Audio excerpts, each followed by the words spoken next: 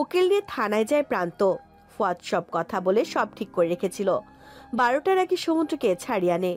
সমুদ্র বাসায় না ফিরে ফুয়াদের কাছে আসে। প্রান্ত মানা করলেও শোনে না, ওর বাসায় জোর করিয়ে আসে। ফুয়াদ সমুদ্রকে এখানে দেখে বলে, তুমি এখানে কেন? সমুদ্র এদিক ওদিক দৃষ্টি নিক্ষেপ করে বলল, মধু কোথায়? ফুয়াদ চাপানো দরজার দিকে ইশারা করে বলল, ঘুমিয়ে আছে রুমে। ওকে কিভাবে নিজের কাছে রাখলি? ও তো তোকে পছন্দ করে না ছোট। ও থাকলো। ভাইয়ের হাতে ধরা খাওয়ার থেকে আমার কাছে থাকা স্বস্তি মনে করেছে, তাই তো রয়ে গেছে। রিয়েলি? কিন্তু একটা ঝামেলা হয়ে গেছে। চিন্তিত কণ্ঠে বলল ফুয়াদ। সমুদ্র ওর চোখে মুখে চিন্তার ছাপ ও রাগ দেখে ওর হাত ধরে বলল, আবার কি হলো? ভাই আমাকে কেউ প্রতিনিয়ত ফলো করছে। এতদিন সেটা মনের ভুল ধারণা মনে হলেও আজ কনফার্ম হয়ে গেছি। কি হয়েছে বল। ফুয়াদ রেস্টুরেন্টের ঘটনা সবটাই খুলে বলল সমুদ্রকে। সমুদ্র বিস্ময়ে হতভম্ব হয়ে শুনল। সব শুনে বলল, মধু ঠিক আছে তো? ও গড, তোর শত্রু তো মধুকেও চিনে নিল।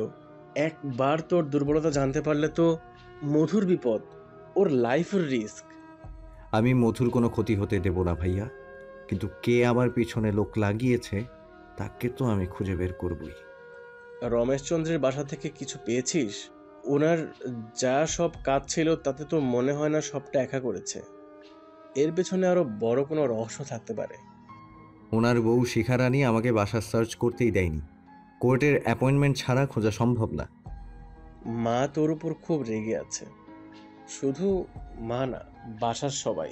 মধুর ভাই যা করছে তাতে দেখ, যাই করিস না কেন আমি সবসময় তোর পাশে থেকেছি আর থাকবো। কিন্তু নিজের ও পরিবারের কথা ভেবে যা করার করবি, বুঝেছিস? আমাদের বাসায় কিন্তু কখনো পুলিশ যায়নি, কিন্তু এবার গিয়েছে। আমাকে থানায় যেতে হয়েছে, আমি তাতেও কিচ্ছু মনে করছি না, কিন্তু এতে আমাদের সম্মান জড়িয়ে আছে। তাই আমি চাই একটু সব দিক থেকে ভেবে কাজ করবি। ফুয়াদ মাথা নিচু করে সরি বলল সমুদ্রকে। আই এম সরি ভাই, আমার জন্য তোমাকে সাফার করতে হলো। থানায় গিয়ে মাথাটা একবার ব্যথা হয়ে গেছে রে ছোট। সবার কি পরিমাণ চিল্লাচিল্লি, একটু মাথার চুলটা টেনে যেত ছোট। তোর জন্য ব্যথা, কাজে তুই সারা। চোখ ছোট ছোট করে তাকালো ফুয়াদ সমুদ্রের দিকে। দুই ভাইয়ের কথোপকথন নীরবে দেখছিল এতক্ষণ প্রান্ত। এবার হাহা করে হেসে দিল। ফুয়াদ মুখ কালো করে সত্যি চুল টানতে লাগলো। প্রথমে আস্তে টানলেও পরে জোরে দিল। আর সমুদ্র ওর হাত থেকে চুল ছাড়িয়ে বলল, থাক, অনেক হয়েছে, এবার আমরা সোফায় ঘুমিয়ে পড়ি, রুম তো দখল। তুমি এসেছো ভালোই হয়েছে, আমি তোমাকে মধুর কাছে রেখে এক জায়গায় যেতে পারবো। তুই এত রাতে কোথায় যাবি? রেস্টুরেন্টের সেই ছেলে সার্ভেন্টের বাসায়। বলে প্রান্তের কাছে গিয়ে বলল, তুমি যাবে? আপনি বললে আমি প্রস্তুত। ওকে চলো তাহলে রহস্য কতটা উদ্ধার করা যায় দেখে আসি। বলে ফুয়াদ আরেকবার রুমে গিয়ে মধুকে দেখে আসলো। তারপর প্রান্তকে নিয়ে বেরিয়ে এলো। আসার আগে সমুদ্রকে ওর খেয়াল রাখতে বলে গেল। সমুদ্র ওর দিকে তাকিয়ে বলেছে তখন, ঘুমন্ত মানুষের কি খেয়াল রাখবো রে ছোট? ভাইয়ের কথায় ফুয়াদ লজ্জা পেয়েছে। সমুদ্র ওর কাঁধে হাত রেখে বলল, আমি আছি তো, তোর মধু ভালোই থাকবে। Don't worry my little brother. Fuad একটা হাসি দিয়ে বেরিয়ে আসে। মধুর যখন ঘুম ভাঙে তখন সকাল হয়ে গেছে। ও ঘুম থেকে উঠতে খেয়াল করে ওর মাথা ভার হয়ে আছে। ও মাথা দু হাতে ধরে উঠে বসে। চোখ পিটপিট করে তাকাতে চমকে ওঠে। একটা অপরিচিত রুমের বিছানায় আছে ও। ওর পিলো চমকে ওঠে। এটা কোথায়? ও তো ফুয়াদের সাথে ছিল, তাহলে এটা কোথায়? এখানে কিভাবে এলো? ফুয়াদ ওকে নিয়ে রেস্টুরেন্টে উঠেছিল, তারপর ওরা খাবার খেতে গিয়েছিল, তারপর খাচ্ছিল, তারপর আর কিছুই মনে পড়ছে না ওর। মাথা ধরে অনেকক্ষণ মনে করার চেষ্টা করলো, কিছুই মনে পড়ছে না। ভয়ে মধুর হাত পা কাঁপতে লাগলো। ও কাঁপা কাঁপা পায়ে ফ্লোরে পা নামালো। গুটিসুটি পায়ে হেঁটে দরজা ফাঁক করে উকি মারলো। একেতে মাথা ব্যথায় ফেটে যাচ্ছে, তার উপর এই অজানা বাসা ওর মাথার উপর দিয়ে যাচ্ছে সব। মধু দরজা ফাঁক করে মাথা বের করে উকি মারতে দেখলো সমুদ্র দুটো সোফার একটাতে মাথা দিয়ে আরেকটাতে পা দিয়ে বেঘরে ঘুমাচ্ছে। ও সমুদ্রকে দেখতেই কপাল কুঁচকে দরজা খুলে বেরিয়ে এসে দাঁড়ালো দুই সোফার সামনে। ওর কপাল আরো কুঁচকে গিয়েছে। সমুদ্র এখানে কি করছে? এটা কার বাসা? ও আশেপাশে ঘুরে সমুদ্র ছাড়া আর কাউকে পেল না বাসায়। ওর হতবিহ্বল চোখে সমুদ্রের দিকে চেয়ে বিড়বিড় করলো, রাতে ছোট ভাই সাথে ছিল, সকালে বড় ভাই সাথে আছে। কি হচ্ছে সব? মধু সমুদ্রের দিকে তাকিয়ে আছে মুখে হাত দিয়ে। ওর মাথা হ্যাং হয়ে আসছে। সমুদ্র ঘুমের মাঝে নড়তে নড়তে ঠাস করে ফ্লোরে গড়িয়ে পড়ল। মধু দাঁড়িয়ে দাঁড়িয়ে ওর পড়ে যাওয়া নিখুঁত ভাবে দেখলো। পড়া পর্যন্ত কিছু না বুঝলেও পড়তেই ও গলা ফাটিয়ে হেসে উঠল। সমুদ্র ফ্লোরে গড়িয়ে পড়তেই জেগে গেল। কপালে ও কোমরে ব্যথা পেয়েছে ও। কপালে হাত দিয়ে উঠে বসতে সামনে মধুকে দাঁড়িয়ে হাসতে দেখলো। লজ্জায় সমুদ্র লাফ দিয়ে উঠে দাঁড়িয়ে প্যান্ট ও শার্ট টেনে টুনে ঠিক করতে লাগলো। মধু মুখে হাত দিয়ে তাও হাসছে। ওর হাসির শব্দে সমুদ্রের লজ্জা আরো বাড়ছে। সমুদ্র উঠে দাঁড়াতে মধু অনেক কষ্টে নিজের হাসি থামিয়ে বলল, আপনি এখানে? এটা কার বাসা? আমি এখানে কিভাবে এলাম? আপনার ভাই কোথায়? আমি তো তার সাথে ছিলাম।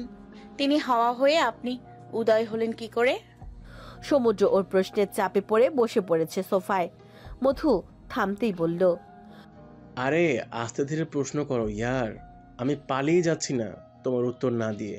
আমি আছি তো, ছোট না আসা পর্যন্ত তোমার সাথেই আছি। তাই এত তাড়াহুড়ো করার কোনো মানেই হয় না। এবার বলেন, আমি এখানে কিভাবে এলাম? এটা ছোটর এক পরিচিতের বাসা। ছোট তোমাকে এখানে নিয়ে এসেছে। আমি থানা থেকে রাতে এখানে এসেছি। আর ছোট একটা কাজে গেছে, আমাকে তোমার পাহারাদার হিসেবে রেখে গেছে। আমার কিছু মনে পড়ছে না কেন? রাতে আমি এখানে কিভাবে এসেছি কিছুই মনে করতে পারছি না। মাথা ভার হয়ে আছে। বলেই মধু পাশের সোফায় বসলো। সমুদ্র রেস্টুরেন্টের কথা কিছুই বলল না। ফুয়াদ চাইলে বলবে, নয়তো বলবে না ভাবলো। মধু বসে বলল, আপনি থানায় ছিলেন কেন? তোমার জন্য। মানে? তোমার ভাই তোমাকে আটকে রাখার দায়ে আমাকে জেলে পাঠিয়েছে এবং আমার পরিবারকে হুমকি দিয়েছে। মধু চোখ বড় বড় করে তাকিয়ে আছে সমুদ্রের দিকে। বিস্ময়ের মুখটা হা হয়ে গেছে। এত কিছু হয়ে গেছে? মধু অসহায় মুখ করে সমুদ্রের দিকে চেয়ে বলল, আমাকে ক্ষমা করে দিন ভাইয়া। আমার জন্য আপনাকে জেলে যেতে হলো। আমি আপনাদের কত বড় বিপদে ফেলে দিলাম। আপনারা আমার সাহায্য করেছেন, আর আমি, সবাই নিশ্চয় আমাকে ঘৃণা করছে। এখন আন্টি নিশ্চয় আমার মুখটা আর দেখতেই চাইবে না। কষ্টে মধুর চোখ ছলছল করে উঠল। সমুদ্র কিছু বলতে পারল না। বাসার সবাই যে পরিমাণ রেগে আছে মা তো বলেই দিয়েছে মধুর দর্শন আর করতে চান না। ওই বাসার ত্রিসীমানায় যেন মধু না ঘেঁষে।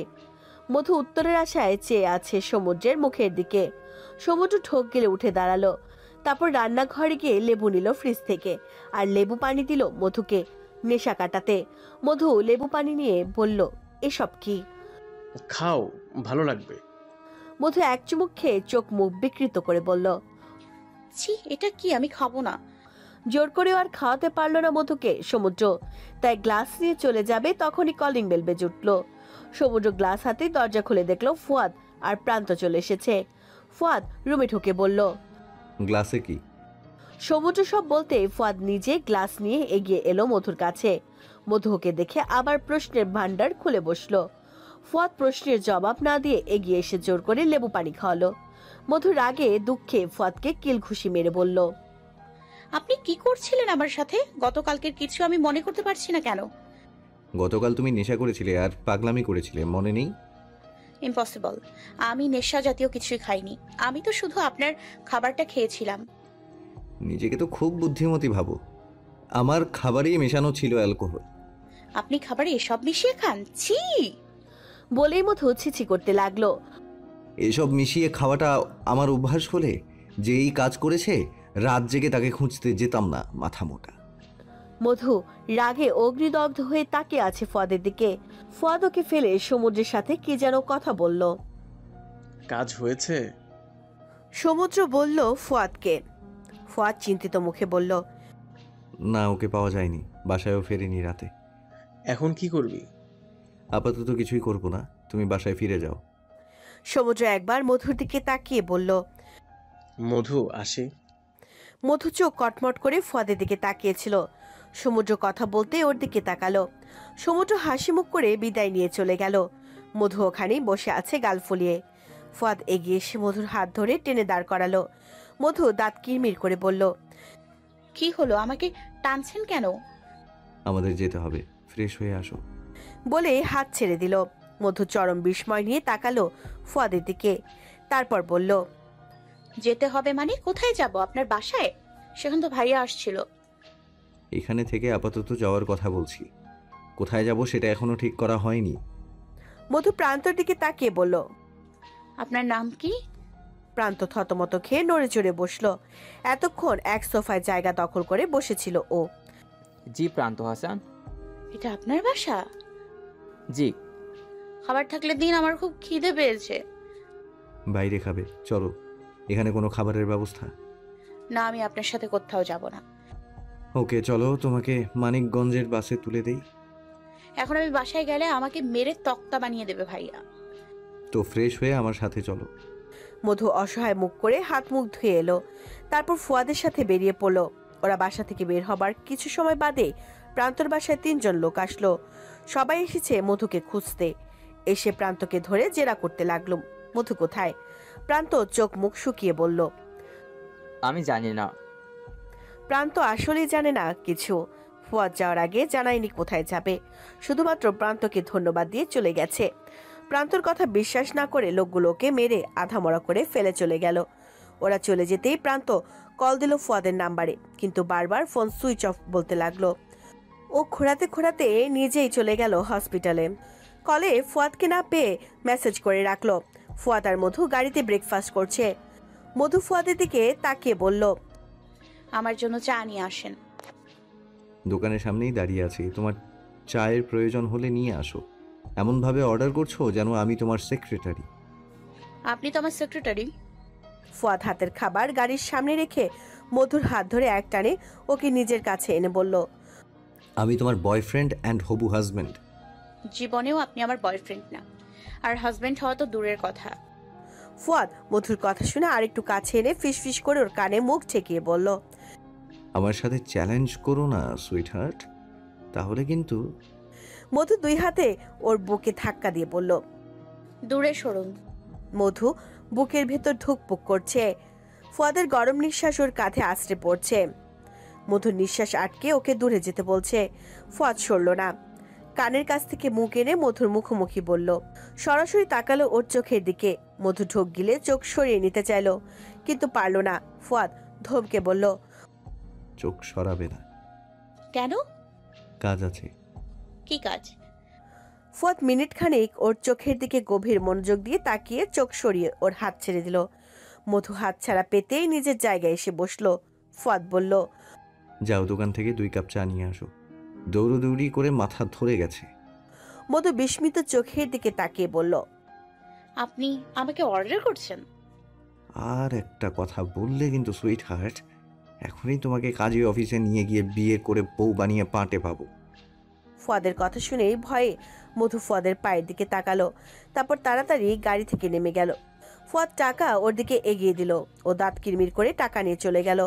মধু দোকানে এসে চা চেয়ে দাঁড়িয়ে আছে। তখনই নিজের পাশে কারো উপস্থিতি টের পেতেই দেখতে পায় ফুয়াদ দাঁড়িয়ে আছে। মধু ওর দিকে তাকিয়ে রাগে হিসিয়ে বলল, তখন আসলেন না, এখন কেন আসলেন? আমার ইচ্ছে। শুধু শুধু আমাকে কষ্ট করালেন কেন? নিজেই তো আসতে পারতেন। ঝগড়াটে গলায় বলল মধু। দোকানে থাকা সবাই অবাক হয়ে তাকিয়ে আছে মধু আর ফুয়াদের দিকে। দোকানদার চা 2 হাতে ধরে ওদের দিকে হাঁ করে তাকিয়ে আছে, দিতেও পারছে না। ফুয়াদ দোকানদারের দিকে তাকিয়ে 1 কাপ চা নিজের হাতে নিল, তারপর সেটা মধুর হাতে দিয়ে নিজের কাপটাও নিয়ে মধুর 1 হাতে ধরে টেনে দোকানদারের সামনে থেকে গাড়ির কাছে নিয়ে এলো। প্রান্ত সারাদিন ফুয়াদের ফোনের আশায় ছিল, কিন্তু সারাদিন ফুয়াদের সাথে যোগাযোগ করতে পারল না। ফুয়াদের নাম্বার থেকে কল আসলো রাত 9টায়। প্রান্ত ফোন ধরেই দুর্বল গলায় হ্যালো বলল। ফুয়াদ ফোন ওপেন করতেই মেসেজ পেয়েছে। প্রান্ত মেসেজে সব জানিয়েছে। সব শুনে ফুয়াদ স্তব্ধ। ফুয়াদ মধুকে নিয়ে প্রান্তের বাসায় ছিল, এটা মধুর ভাই জানলো কি করে? তিনি 3 জন গুন্ডা পাঠিয়েছিল, যারা মধুর খোঁজ না পেয়ে প্রান্তকে ইচ্ছে মতো মেরে গেছে। ফুয়াদের খারাপ লাগলো, ওর জন্য প্রান্তকে মার খেয়ে হসপিটালে থাকতে হচ্ছে। বিষয়টা খুব খারাপ, কিন্তু এই খবর মধুর ভাইয়ের কানে দিল কে? 4 জন ছাড়া আর কেউই তো এই খবর জানতো না। সে মধু ও প্রান্ত ছাড়া আর মাত্র তো সমুদ্র ভাই জানতো, সেও তো বলবে না। তাহলে কে? এখনো কি তাদের পেছনে কেউ নজর রাখছে? ফুয়াদ কল কেটে ব্যালকনিতে থেকে রুমে আসলো। আসার আগে চারপাশে আরেকবার তাকাতে ভুলেনি। ওরা আছে এখন সাহিত্যের ফ্ল্যাটে। এই বাসাটা 1 তলা। আগে সাহিত্যরা এখানেই থাকতো। বিগত 10 বছর ধরে এই বাসা ফেলে ওরা শিফট হয়েছে ঢাকায়। এখন এদিকে গাজীপুর আসলে এই বাসায় থাকে ওরা। বাসাটা বড় করার ইচ্ছে আছে সাহিত্যের বাবার। সব জায়গায় নজর রাখার কেউ না কেউ আছে, তাই মধুকে নিয়ে ফুয়াদ এখানে এসেছে। ওরা বিকেলের দিকে এখানে এসে পৌঁছেছে। এখানে আসার আগে সাহিত্যের সাথে দেখা করেছিল। সাহিত্য ওদের বাসা দেখাশোনা করার লোককে বলেছে বাড়ি পরিষ্কার করে রাখতে, গেস্ট আসবে। এখানে এসে ওরা শান্তিতে আছে। ফুয়াদ এক রুমে, মধু আরেক রুমে। ফুয়াদ ব্যালকনি থেকে রুমে এসে রুম থেকে বেরিয়ে এক কদমে মধুর রুমের সামনে এসে দাঁড়ালো। মধুকে নিয়ে এদিক ওদিক ঘুরে ফুয়াদের মনে হচ্ছে এখন ওরা দুজন সেই সব প্রেমিক যুগলের মতো পালিয়ে বেড়াচ্ছে, যারা পরিবার থেকে নিজেদের ভালোবাসার স্বীকৃতি না পেয়ে পালিয়ে বেড়ায় ভালোবাসার জন্য। তাদের মতো মধুকে নিয়ে ফুয়াদ ঘুরে বেড়াচ্ছে মধুর পরিবারের নজরের বাইরে, যেন তারা ওর ভালোবাসার পক্ষে সবচেয়ে বড় বাধা, যারা কাছে পেলেই ছিনিয়ে নেবে মধুকে ওর থেকে। ফুয়াদ মধুর দরজা নক করলো। মধু ফোনে চার্জে লাগিয়ে শুয়েছিল। উঠে দেখে ফোনে 1% চার্জও হয়নি, তাই বিড়বিড় করছিল আর ফোন চার্জে লাগাচ্ছিল। তখনই ফুয়াদের আওয়াজ পেয়ে ওর রুমে যেতে অনুমতি দিল। ফুয়াদ রুমে পা রেখে দেখে মধু চার্জার আর ফোন নিয়ে যুদ্ধ করছে। ও এগিয়ে গেল, কপাল কুচকায়। মধু ওকে কাছে আসতে দাঁড়াতে দেখে বলে, আমার ফোন চার্জ হয়নি কেন? আমি কিভাবে বলবো তোমার ফোন কেন চার্জ হয়নি? মধু ফোন আর চার্জার ফেলে দাঁড়ালো কোমরে হাত দিয়ে। তারপর ফুয়াদের দিকে চেয়ে বলল, আপনি আমার ঘুমের সুযোগ পেয়ে কিছু করেছেন? তোমার কি তাই মনে হচ্ছে আমি ইচ্ছে করে তোমার ফোন চার্জ হতে দিচ্ছি না, যাতে তুমি পরিবারের সাথে যোগাযোগ করতে না পারো? আমি তো ফোনে চার্জ হলেও তিন্নি ছাড়া কারোর সাথে যোগাযোগ করতাম না। আর কারো সাথেই করতে না? আর খালামণির সাথে যোগাযোগ করতাম। খালামণি দেশে আসবেন বলেছেন, তিনি আসলেই আমি তার সাথে বাসায় ফিরে যাব। খালামণি আমার সাথে থাকলে আর বাবা ভাইয়া কিছু করতে পারবে না। খালামণি সবাইকে সামলে নেবে। বলেই একটা স্বস্তির নিঃশ্বাস ছাড়লো মধু। ফুয়াদ মধুর 2 কাঁধ ধরে নিজের আরেকটু কাছে এনে দাঁড় করায়। ফুয়াদের স্পর্শ পেতে কোমরে থেকে মধু নিজের হাত ছেড়ে দেয়। মধু চোখ পিটপিট করে ফুয়াদের চোখের দিকে তাকাই বলে, কি করছেন? সুইট হার্ট, এখন তো তুমি কারো সাথেই কন্ট্যাক্ট করতে পারবে না। পালিয়ে বেড়ানোর এই সময়টা শুধু আমাদের দুজনের একান্তই ব্যক্তিগত। এই সময়টা শুধু আমাদের প্রেমের জন্য বরাদ্দ। বলতে বলতে ফুয়াদ এক হাতে মধুর কোমর চেপে ধরলো, আরেক হাতে মধুর কপালে গালে জড়িয়ে থাকা ছোট ছোট চুলগুলো কানে গুজে দিল। মধুর গলা শুকিয়ে এলো। ও ফুয়াদের স্পর্শে কেঁপে উঠল। মধুর গলা শুকিয়ে চৌচির হয়ে এলো। ও শুকনো ভীত মুখে তাকিয়ে আছে ফুয়াদের দিকে। ফুয়াদ ওর ভীত মুখ দেখে মনে মনে হাসছে। মধুকে আরেকটু ভয় পাওয়াতে ওর মুখের উপর ঝুঁকে পড়ে। মধু ভয়ে সিটিয়ে যায়, চোখ বড় বড় করে তাকায় ফুয়াদের দিকে, কিছু বলতে চায়, কিন্তু অদ্ভুত গলা দিয়ে আওয়াজ বের হচ্ছে না। ও কথা বলতে না পেরে চোখ খেচে বন্ধ করে। ফুয়াদ ওর দিকে ঝুঁকে ওর মুখে ফু দেয়। ফু দিতে মধু চোখ মেলে তাকায়। ফুয়াদ ওর কোমর থেকে হাত ছাড়িয়ে সরে দাঁড়ায়। মধু বুকে ফু দিয়ে রাগি চোখে তাকায় ওর দিকে। ফুয়াদ ওর রাগান্বিত মুখের দিকে তাকিয়ে হাসছে। হাসতে হাসতে বলল, কি ম্যাডাম, ভয় পেয়েছো? বের হন অসভ্য লোক। বলেই মধু রাগে বিছানায় বসলো। ফুয়াদ হাসতে হাসতে বেরিয়ে গেল। যাওয়ার আগে মধুর ফোনটা নিয়ে গেল সাথে। মধু ঘুম থেকে উঠলো লেট করে, আড়মোড়া ভেঙে বিছানা থেকে নেমে দাঁড়ালো। ও তাকালো জানালার দিকে, সরাসরি সূর্যের আলো চোখে পড়ছে। ও চোখে হাত দিয়ে সরে দাঁড়ালো। তারপর জানালা লাগিয়ে পা ঝুলে বিছানায় বসে রইল 2 মিনিট থমেরে। চোখ ডলে আবার ফ্লোরে পা রাখলো। হেঁটে চাপানো দরজায় বেরিয়ে এলো রুম থেকে। ও গম্ভীর মুখে ড্রয়িং রুমে এলো। ফুয়াদের উপর রেগে বোম হয়ে আছে।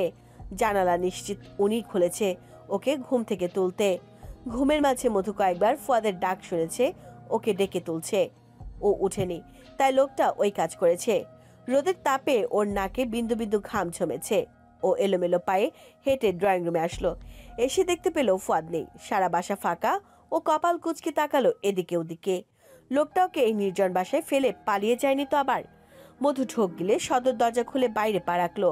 এই বাসাটা 1 তলার। বাইরে সবুজ টিন দিয়ে দাল করে চারপাশে আটকানো। টিনের একটা দরজা আছে, সে দরজাটা হাট করে খোলা। মধু সেদিকে পা বাড়াতে যাবে, তখনই পশ্চিম দিক থেকে কারো হাসির আওয়াজ পাওয়া যায়। সেদিকে তাকিয়ে দেখে ফুয়াদ পকেটে হাত গুজে দাঁড়িয়ে আছে, পরনে নীল শার্ট। তার পাশে 2টা মেয়ে দাঁড়িয়ে আছে। একটা মেয়ে নীল 3 পিস পরা, আরেকটা লাল। দুজনের মাথায় ঘোমটা টানা। দুজনেই ফুয়াদের পাশে দাঁড়িয়ে আছে। তিনজন কিছু নিয়ে কথা বলছে আর গলা ফাটিয়ে হাসছে। মধু কপালে চিন্তার ভাঁজ ফেলে সেদিকে এগিয়ে গেল। ওরা দাঁড়িয়ে আছে ছোট একটা বিলের সামনে। এই বাসার ভেতরে বিল আছে। গতকাল খেয়াল করেনি তো মধু? পুকুর থেকে জাল দিয়ে মাছ ধরছে দুজন পুরুষ ও তিনজন ছোট ছেলে। মধু চোখ কপালে তুলে এগিয়ে এসে দাঁড়ালো পুকুরে মাথায় ফুয়াদের পাশে। মেয়ে দুটো মধুকে দেখে কেমন করে যেন তাকালো। মধু মেয়ে দুটোর দৃষ্টিকে অগ্রাহ্য করে ফুয়াদের দিকে তাকালো রাগী চোখে। রেগে কিছু বলতে যাবে, ফুয়াদ বলে উঠল, এতক্ষণে তোমার ঘুম ভাঙলো? দুপুর হলো বলে। মধু রাগে হিসিয়ে কথা বলবে, তখনই পাশ থেকে নীল ড্রেস পরা মেয়েটা ফুয়াদের কাছে জিজ্ঞেস করলো, এটা কি আপনার বোন? মধু তাকায় মেয়েটির দিকে। ফুয়াদ মধুর দিকে তাকিয়ে হেসে বলে, বোন না, গার্ল। মধু ফুয়াদের কথা বুঝে গেছে, তাই তাড়াতাড়ি ওর কথা টেনে নিয়ে মুখে মেকি হাসি এনে মেয়ে দুটোর দিকে তাকিয়ে বলে, হ্যাঁ, আমি তাহার বোন। ফুয়াদ শক্ত চোখে তাকায় মধুর দিকে। মধু মুখ বাঁকিয়ে ওদেরকে উদ্দেশ্য করে জিজ্ঞেস করে, আপনারা কারা?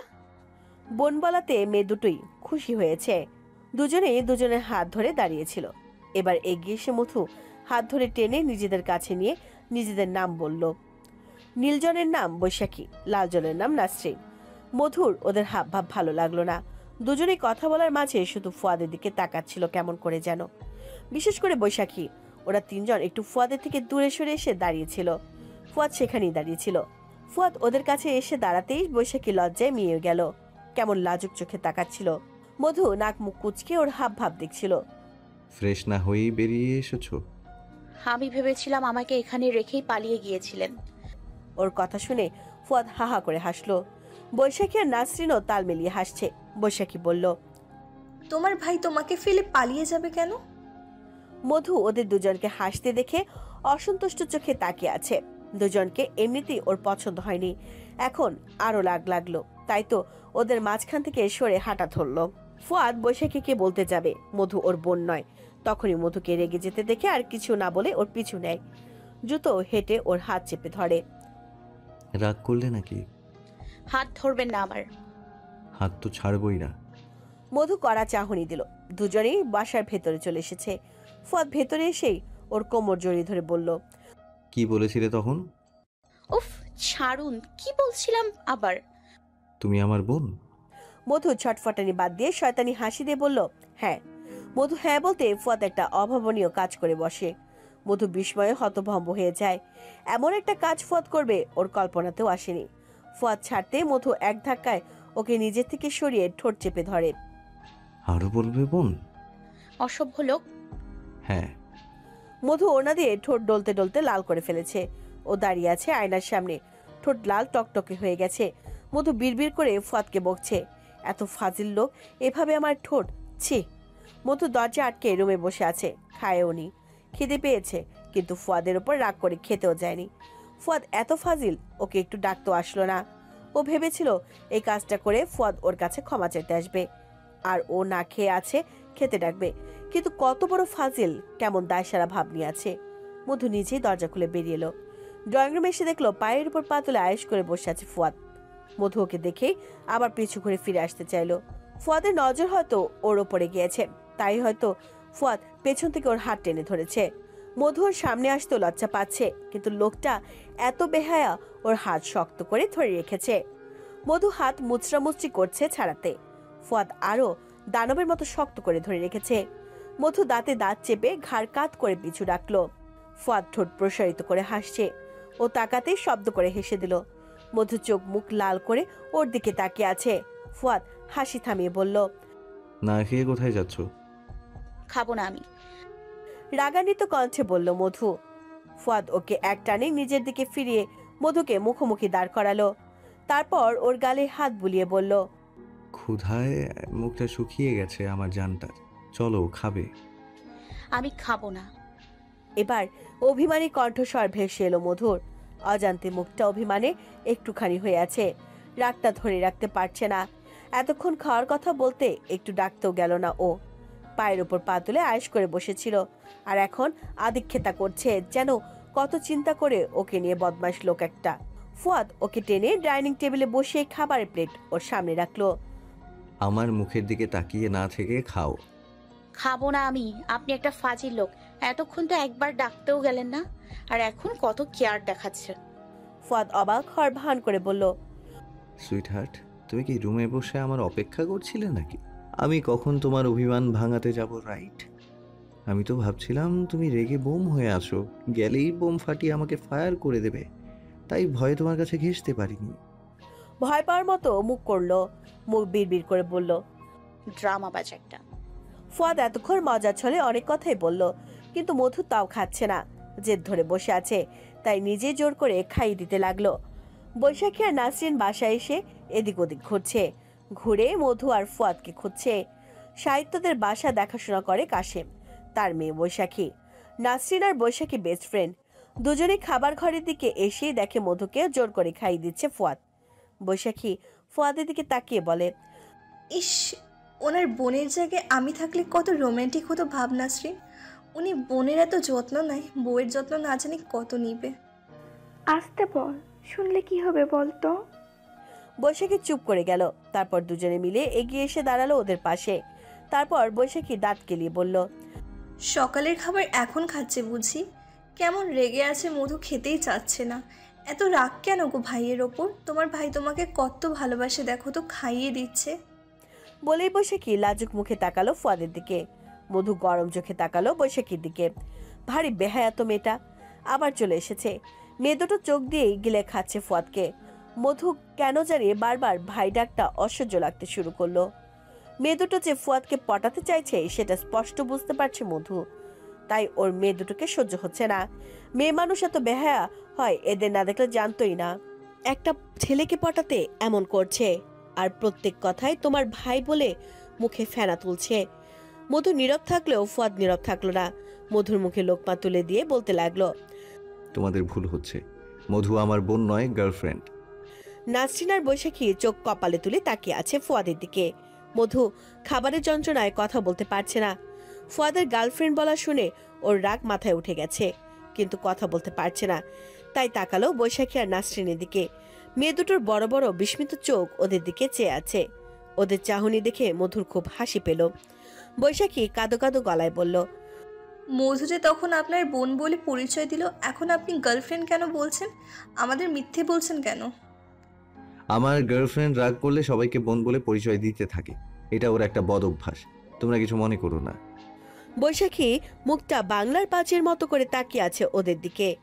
ফুয়াদ মধুকে যত্ন করে খাইয়ে দিচ্ছে, এসব দেখে ওর জ্বলছে। নাসরিন ওর হাত ধরে টেনে বাড়ির বাইরে নিয়ে এলো।